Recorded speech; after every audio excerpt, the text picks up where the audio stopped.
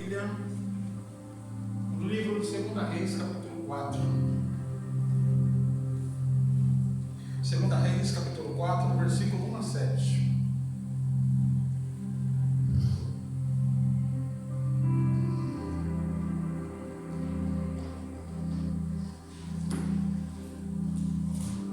Nós vamos projetar aqui no Data Show, no telão.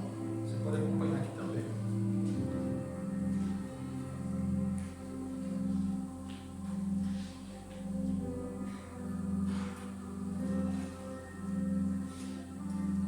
Acharam? 2 Reis, capítulo 4, versículo 1 a 7.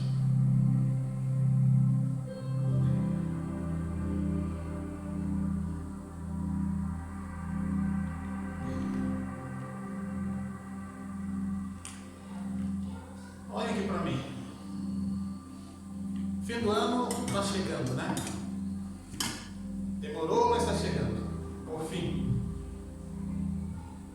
Talvez a palavra de Deus hoje, nessa tarde, vai ao encontro de alguém que está se sentindo frustrado ou frustrada, porque ainda não conquistou nada.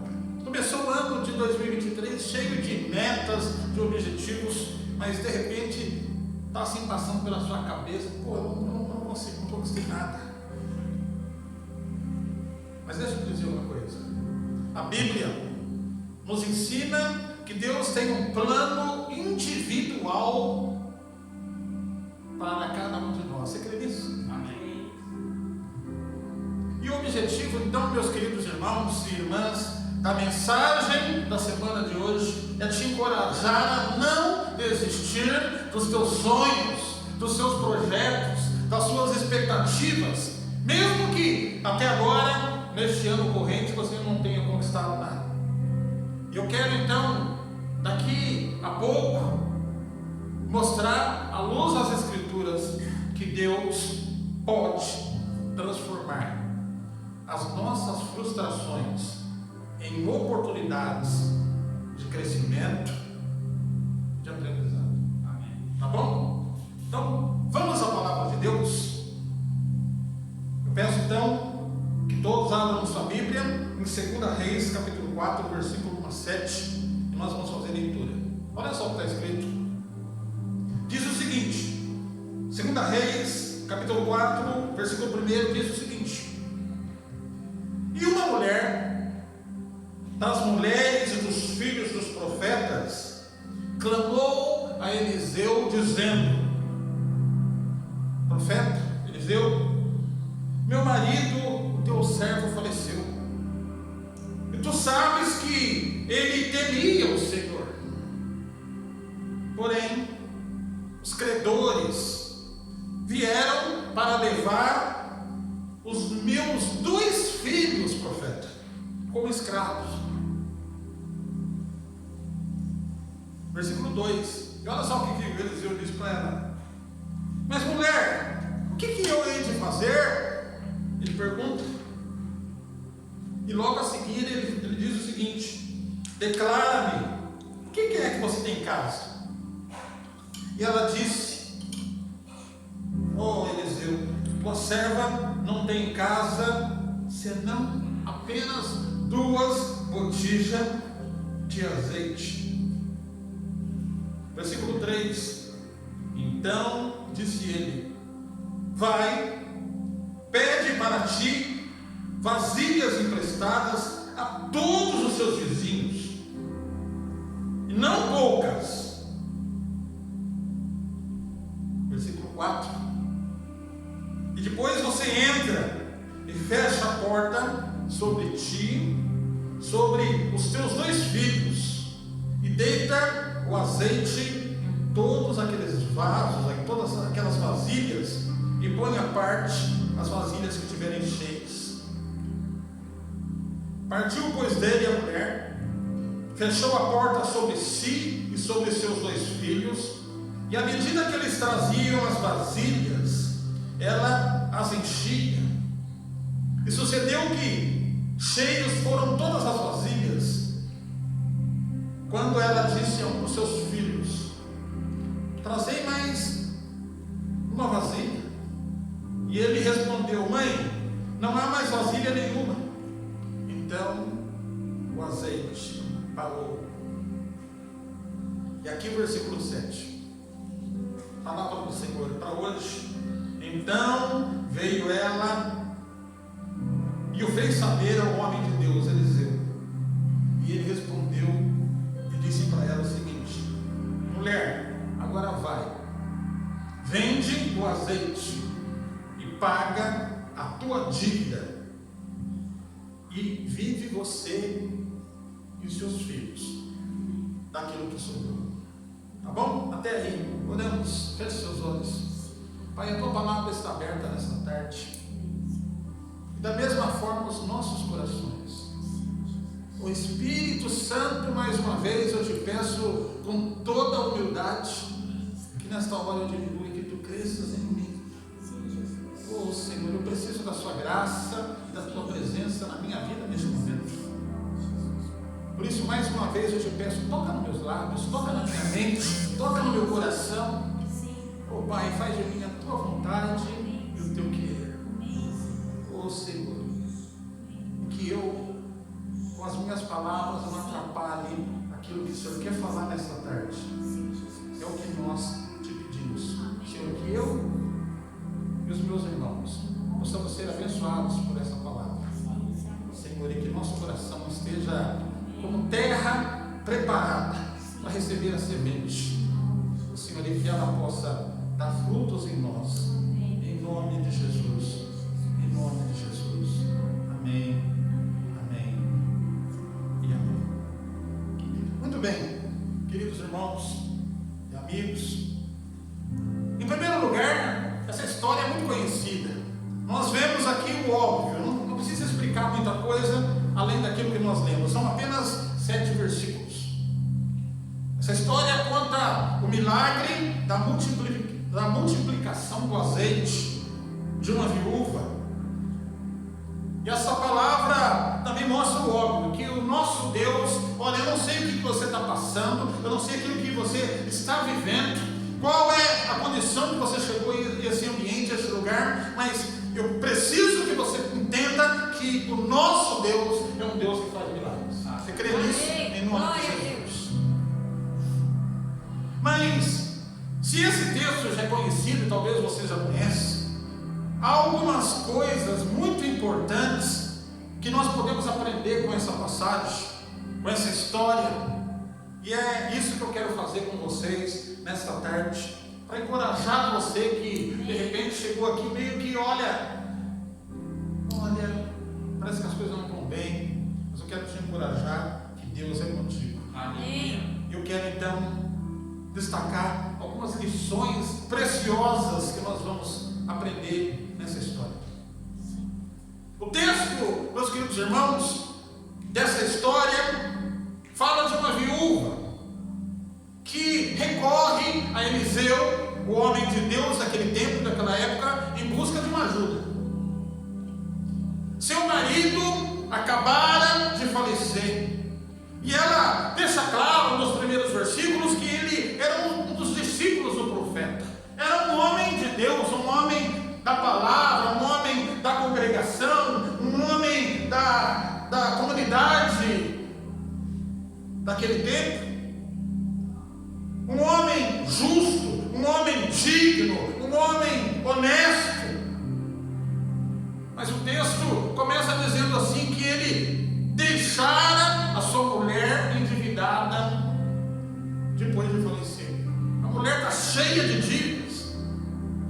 E o interessante aqui é que os credores naquele tempo, por direito legal, segundo o tempo antigo, tinham um direito, acreditem nisso, era o que acontecia naquele tempo, de penhorarem os filhos de alguém para quitar a dívida. Vocês podem imaginar uma coisa dessa? E ela então estava sendo pressionada pelas dívidas e pelos credores que queriam levar os seus únicos 2 filhos para serem vendidos como escravos para quitar a dívida.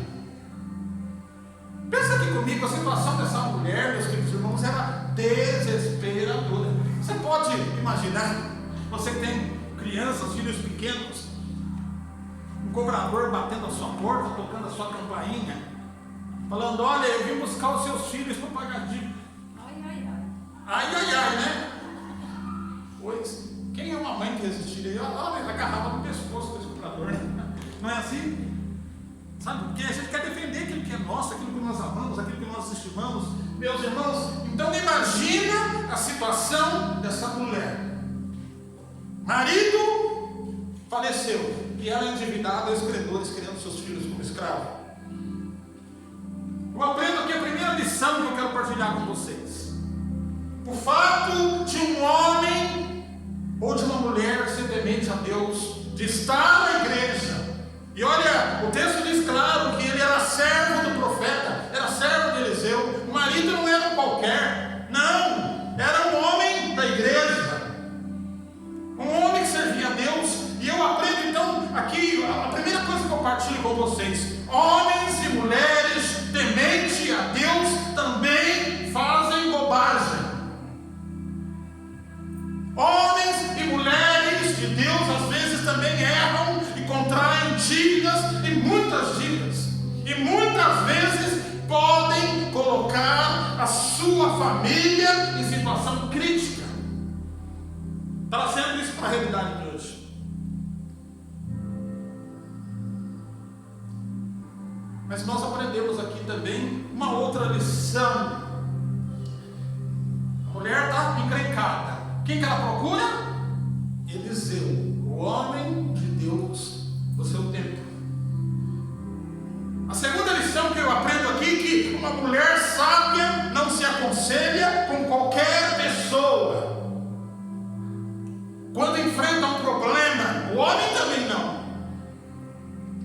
O homem e a mulher de Deus, quando tem um problema e tem uma situação e um conselho que precisa escutar, essa pessoa vai buscar certamente o conselho de pessoas reconhecidas por sua idoneidade, por seu trabalho honesto, por sua sabedoria e pelo seu conhecimento das coisas de Deus. Pensa aqui comigo. Isso serve para homem e para mulher.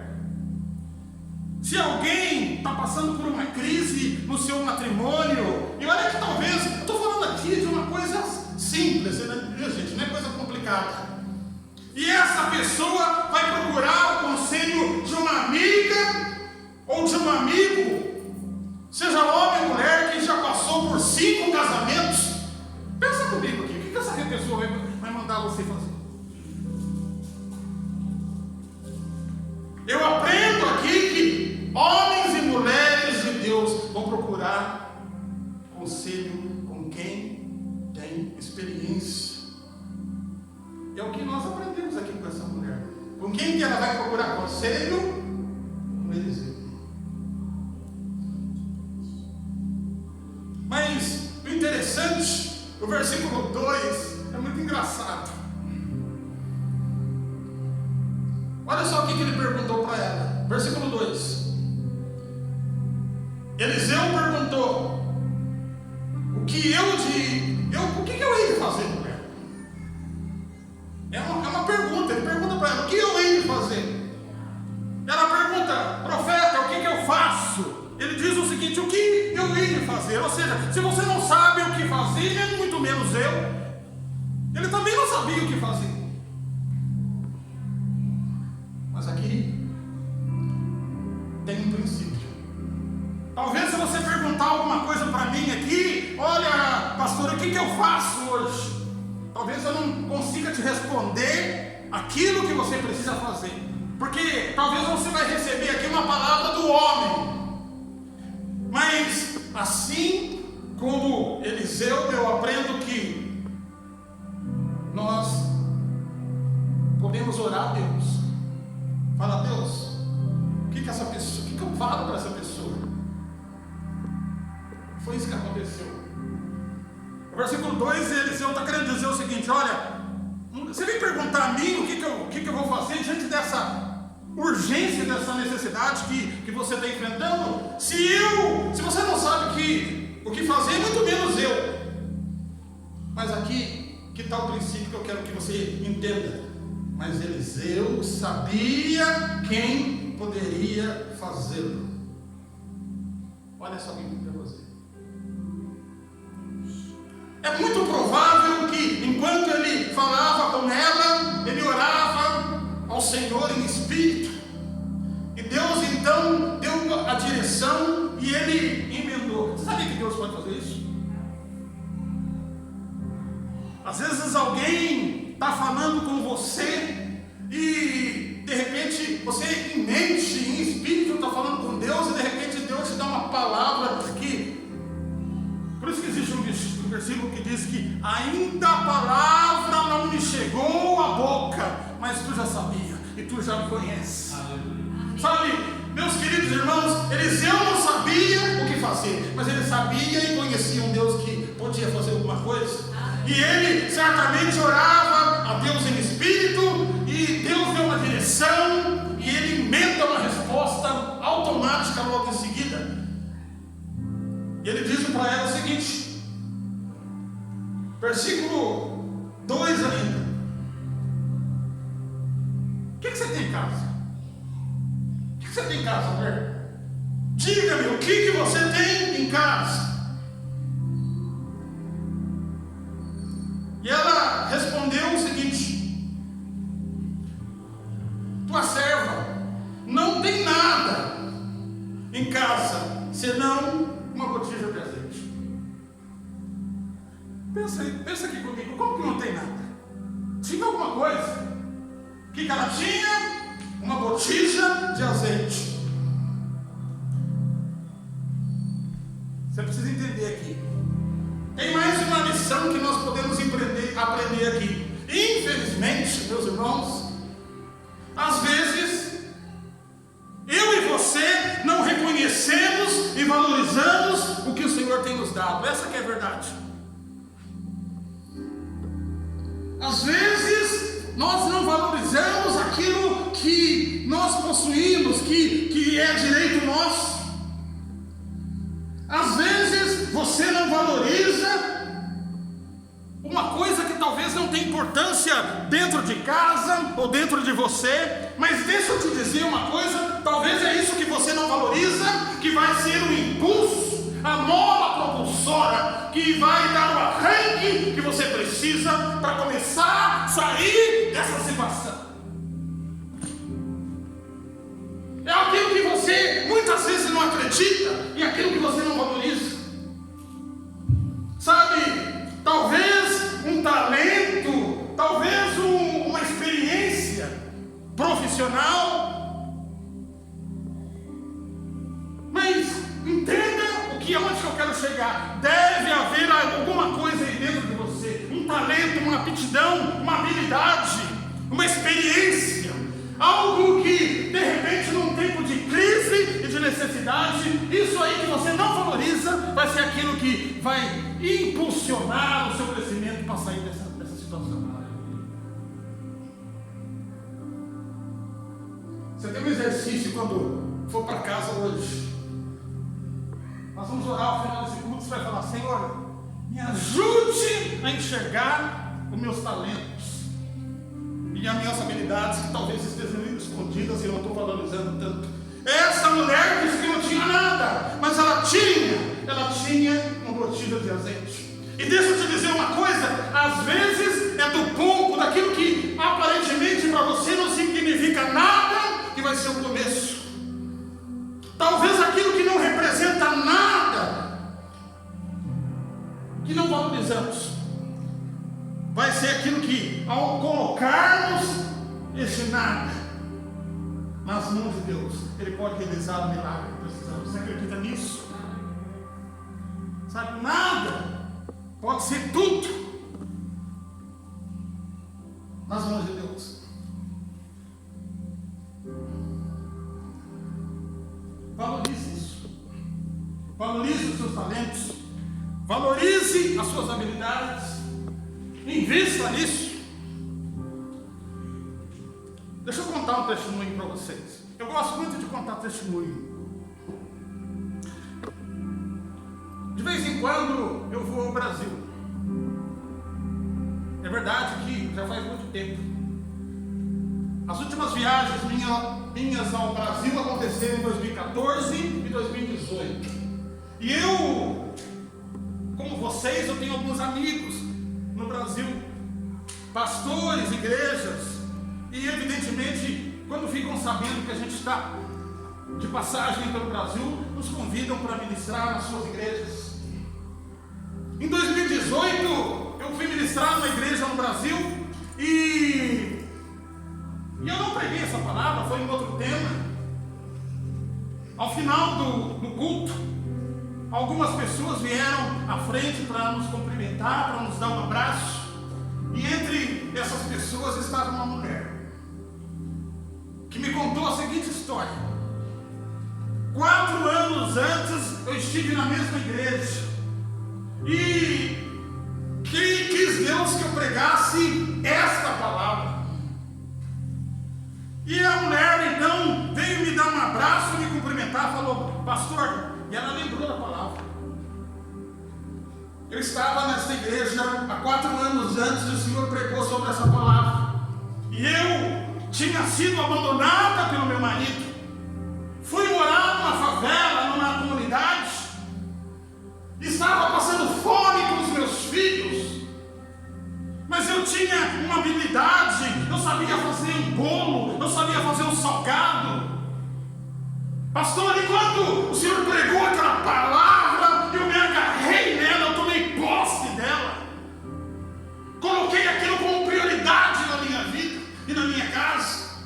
E ela então diz que começou um negócio, comprou um freezer, começou a fazer as coxinhas, os pastéis, os bolos, e armazenar aquilo num freezer para conservar. E de repente começou a procurar o comércio na cidade. Começou a colocar o seu salgado no comércio. E as pessoas começaram a fazer encomenda.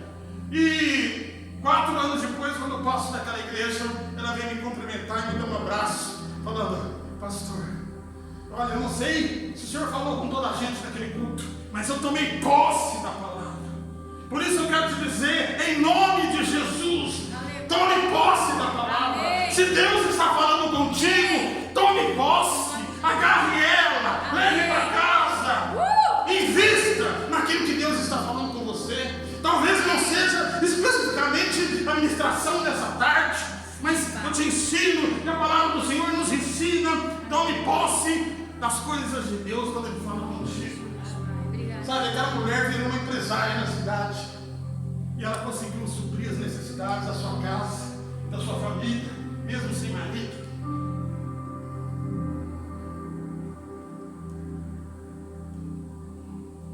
Mas aí, continuando o texto bíblico, Eliseu dá uma ordem para ela. Ele disse o seguinte, versículo 3, acompanhe comigo. Versículo 3, ele disse o seguinte: mulher, agora você vai, saia pela vizinhança e começa a pedir emprestadas vasilhas a todos os seus vizinhos. E com observação, vasilhas que sejam vazias e não poucas. E diz então o texto que ela sai pela vizinhança. Vizinha, olha, hoje eu não vim pedir uma xícara de açúcar não, mas eu estou precisando de umas vasilhas. Você pode emprestar algumas vasilhas? Ia na vizinha da direita, na vizinha da esquerda, na rua de baixo, na rua de cima, e ela começa a pedir emprestada as vasilhas. Eu fico imaginando as pessoas falando o seguinte: meu Deus, coitada dessa mulher, já sofreu uma tragédia de perder o marido e agora está ficando meio maluca. O que ela vai fazer com tantas vasilhas?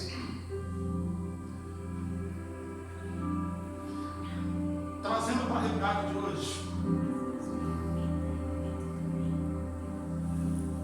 sabe o que Deus está falando? Pega emprestado emprestado. Mas não se esqueça, quem pede emprestado, devolve. Peça emprestado. Sabe, a palavra do Senhor quer dizer o seguinte: venda algum bem que você tem, de repente aquilo que você não valoriza, que pode ser um impulso. Procure os meios de financiar o seu projeto, seja bancário, ou seja com um amigo, com uma amiga, com um parente. Procure os recursos, procure os meios de financiamento para financiar o sonho e o projeto.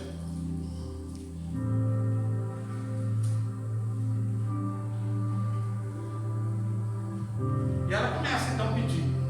Vou pedir vasilha, vou pedir vasilha, vou pedir vasilha, vou pedir vasilha. E ela sai pedindo vasilha. Mesmo com as pessoas achando que talvez ela ficou maluca. Deixa eu te dizer uma coisa aqui. Olha para mim. Muitas vezes, os milagres que Deus vai promover em nossas vidas não são espirituais,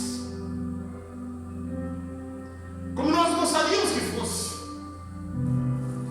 Sabe, tem gente que está esperando que o milagre que vai acontecer é pentecostal. Esquece isso, irmãos. Pode acontecer, pode ser um milagre pentecostal, sim. Pode cair fogo do céu, pode. Deus pode fazer. Mas eu quero te dizer o seguinte: que muitas vezes os milagres que Deus vai promover em nossas vidas não são tão espirituais como nós estamos esperando.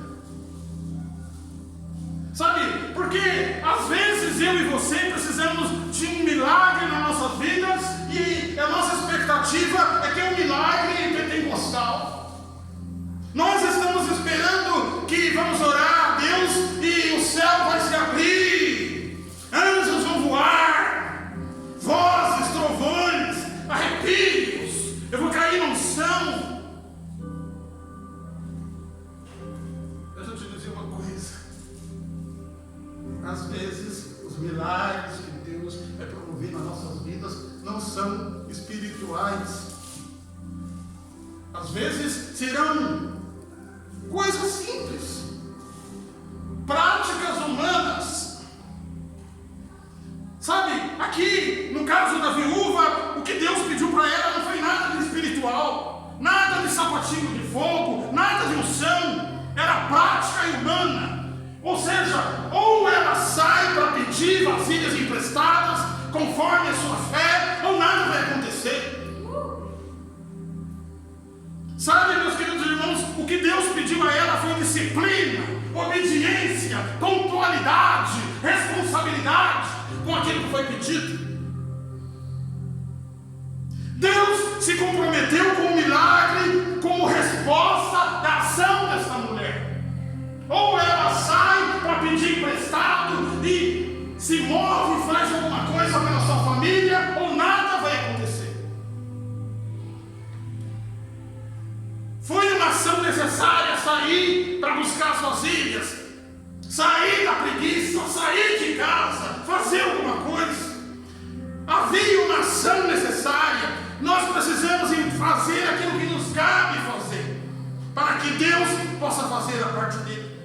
Deus nunca fará por mim e por você aquilo que Ele capacitou eu e você para fazer. É isso que você precisa entender. Vamos chegar de hipocrisia, de crentez, de religiosidade. Muitas vezes é preciso atitude, prática e humana. É preciso compromisso com aquilo que quer, disciplina, obediência.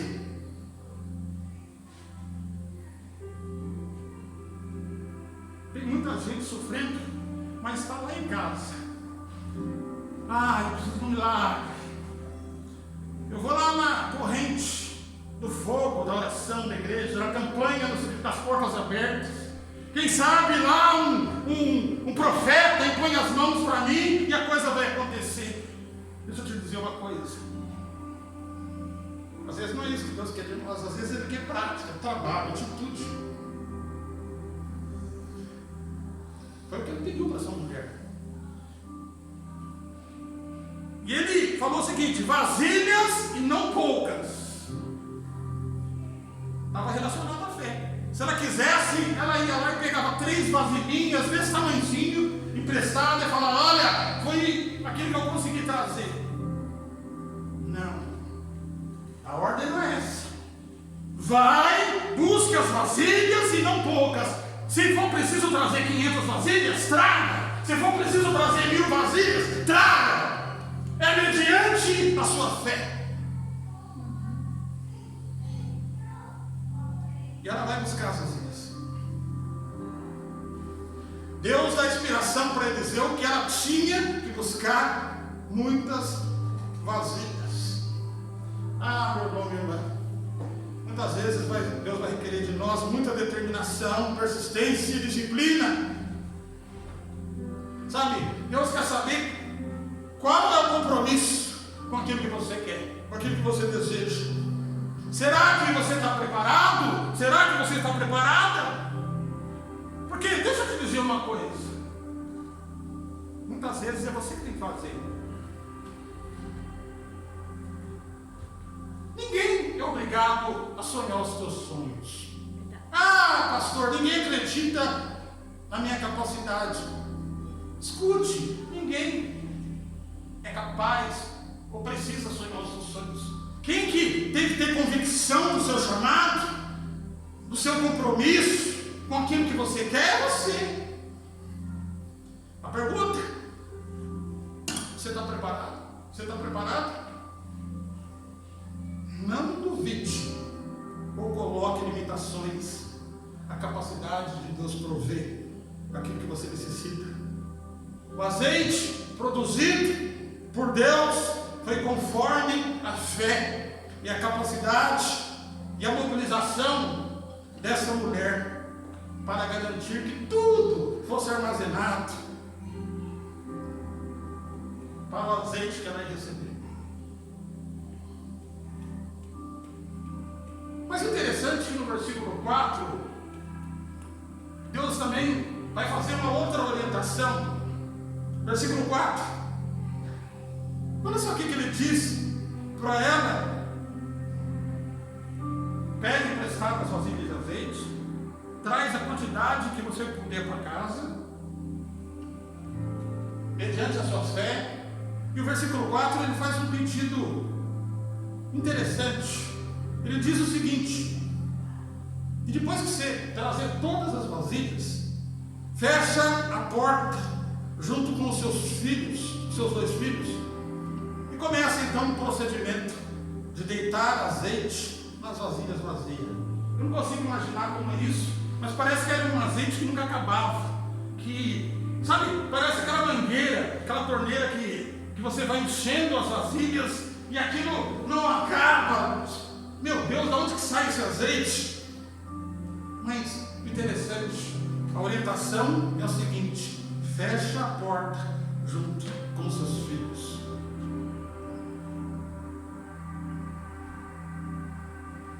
Deixa eu te dizer uma coisa. Olha aqui para mim. Às vezes fechar a porta dá uma impressão que é isolamento, não é? Mas às vezes fechar a porta é sinal de proteção. E deixa eu explicar por quê.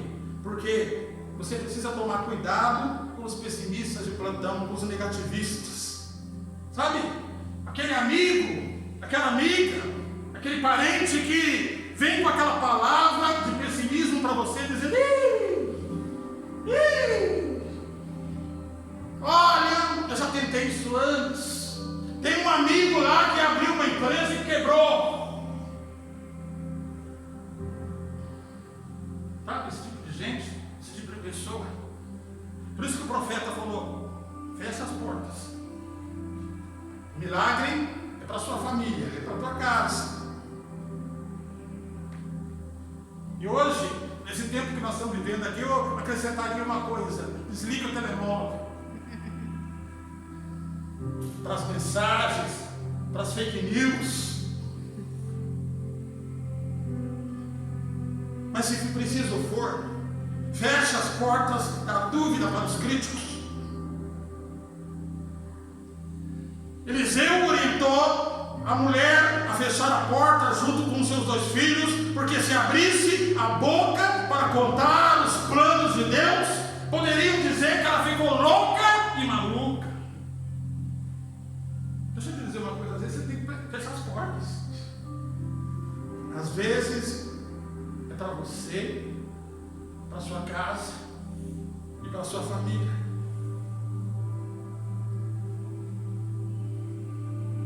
Tem um versículo que eu gosto muito, projeta aí, Mateus capítulo 6, Mateus 6, 6.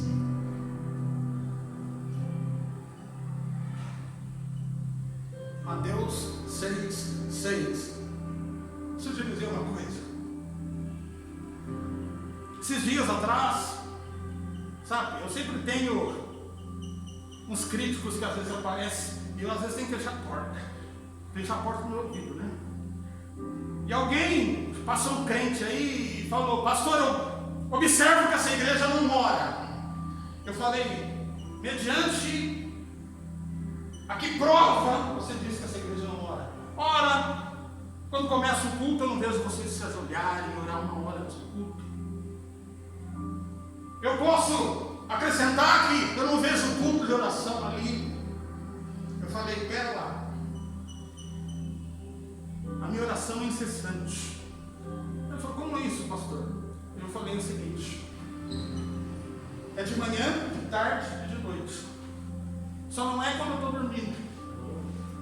Você sabe por quê? Porque é o seguinte: quando eu estou conduzindo meu carro, eu estou falando: Senhor, entra com a providência, entra com a provisão, faz o milagre acontecer. Quando eu estou andando pelas ruas, eu estou falando: Senhor, vai na frente, abra o caminho.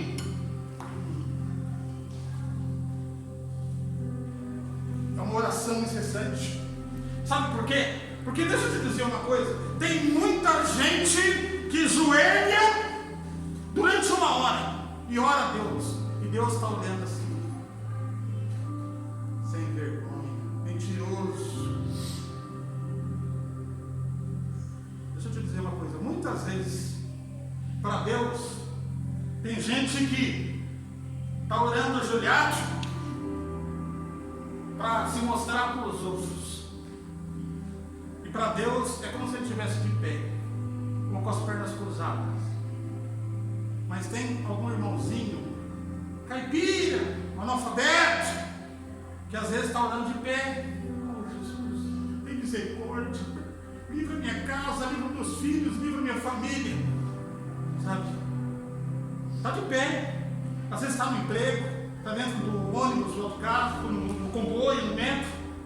Mas a sinceridade do coração é tamanha, a humildade, que para Deus até parece que o cara está assim.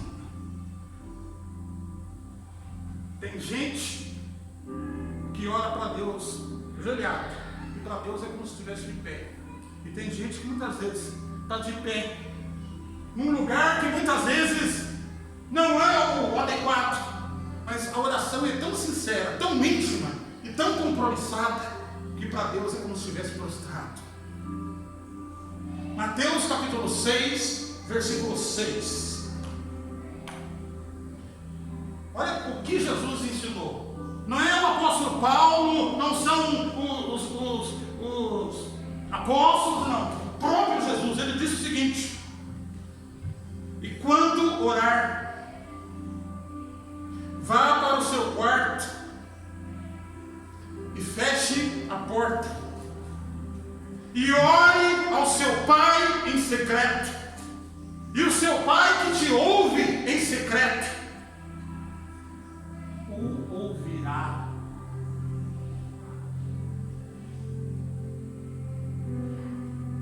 Voltando ao texto bíblico, Eliseu diz para a mulher: é preciso fechar a porta para os críticos, para a dúvida. É preciso fechar a porta, mulher, junto com seus filhos, Porque se você abrir a porta ou a boca para contar os planos de Deus, que Deus tem para você, eles vão dizer que você ficou maluca, você ficou doida.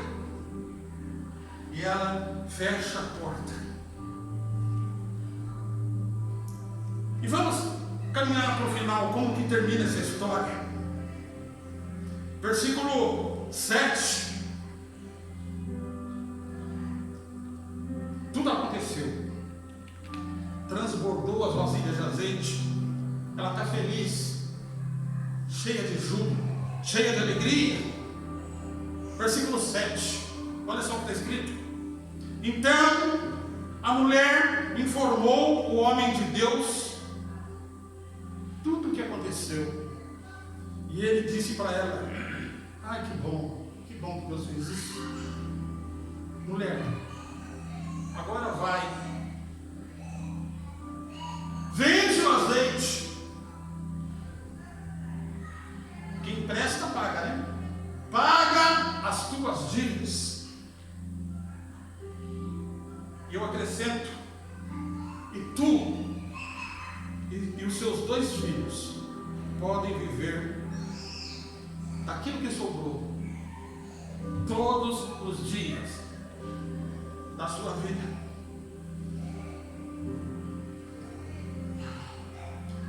Deixa eu te dizer uma coisa, em nome de Jesus, sai daqui com essa palavra, que haja esperança no seu coração, não desista dos seus sonhos, dos seus projetos.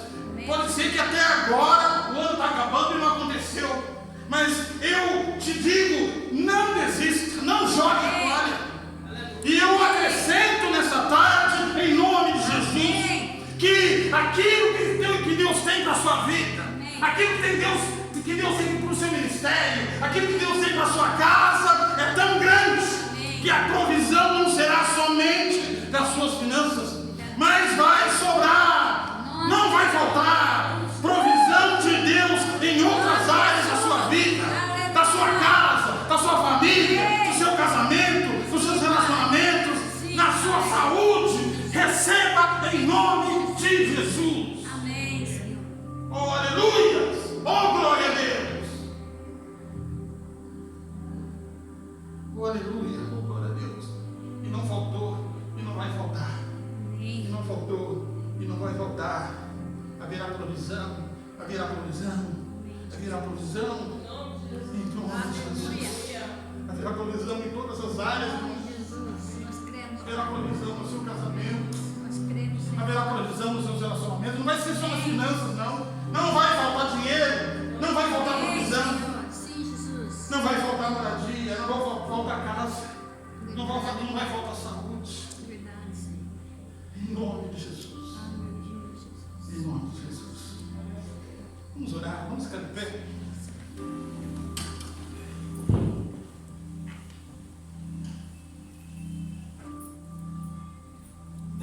Talvez você chegou aqui hoje, talvez Deus está te perguntando: o que você tem contigo? Dom, talento, habilidade, experiência profissional? O que você tem? É impossível que você não tenha alguma coisa. Não, é impossível que você não saiba fazer alguma coisa. E é isso que Deus quer usar. Saia daqui falando: Deus, abre meus olhos, o meu entendimento, para que eu possa enxergar o caminho e a direção. Senhor, me mostra os meus talentos e minhas habilidades que até agora eu não valorizei. Sim, Pai.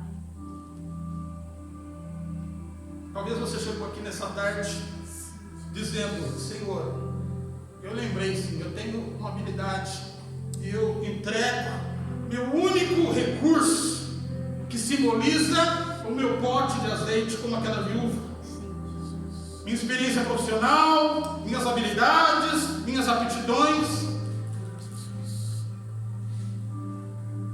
Senhor, estamos aqui e eu entrego. Pai, muito obrigado pela sua santa e bendita palavra. Oh, Senhor, que nós possamos ter a sabedoria e disciplina desta mulher para multiplicar aquilo que nós recebemos, os nossos talentos, as nossas habilidades, as nossas aptidões, as nossas experiências profissionais. Oh Jesus, que nós possamos aplicar, Senhor, esta habilidade na nossa necessidade, na provisão financeira, para a nossa casa, para a nossa família. Oh Senhor, em nome de Jesus, Senhor, eu oro aqui por aqueles que estão desempregados, precisando de um milagre, de um trabalho. Senhor, aqueles que estão precisando de moradia, aqueles que têm o desafio da sua saúde, aqueles que estão enfrentando problemas de relacionamento dentro de casa, em nome de Jesus. Senhor, a palavra do Senhor hoje nos ensina que esta bênção que está reservada para nós não será só nas nossas finanças, mas será para o nosso bem e dos nossos filhos, para nossas casas, para nossas famílias. Em nome de Jesus. Não vai faltar provisão, não vai faltar provisão, não vai faltar provisão.